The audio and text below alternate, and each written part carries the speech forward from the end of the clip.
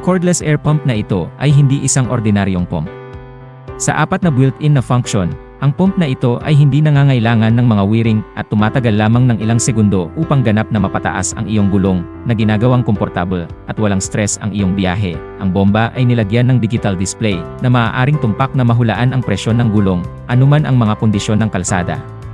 Nakakatulong ito sa iyong suriin at ayusin ang presyon ng gulong, pag-iwas sa mga potensyal na panganib.